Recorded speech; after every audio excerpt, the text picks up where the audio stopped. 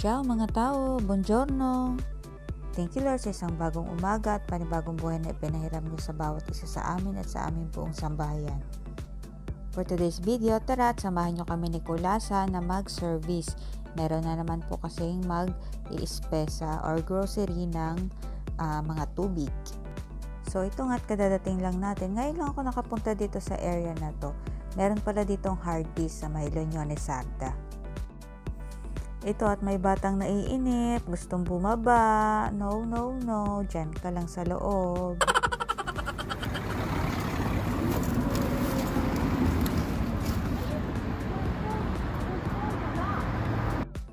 So ito na nga at loaded na lahat ng ating tubig. Naglagay din tayo sa loob para medyo hati yung weight niya.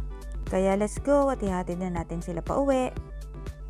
At ayun na nga at naihatid ko na sila sa kanilang bahay. Salamat sa uulitin. At habang nagbabiyahe nga tayo pabalik, isisingit natin ang ating Italian word for today. And our Italian word for today is aqua. Aqua means water.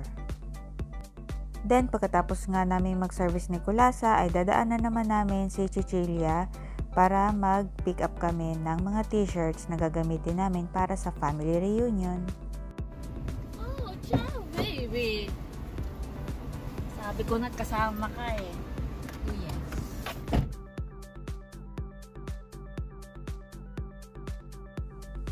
Ayun, at natapos din. May nagkulang daw kasing t-shirt so nagprint pa kaya ang tagal-tagal.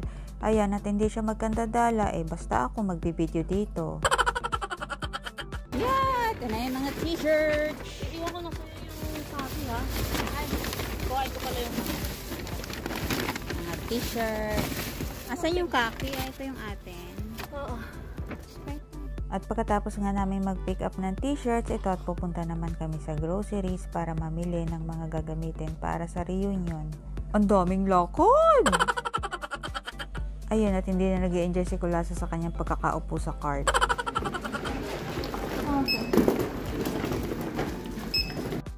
At dito nga nagtatapos ang aking appointments for today. O siya, hanggang dito na lang muna. Until next time. Ciao!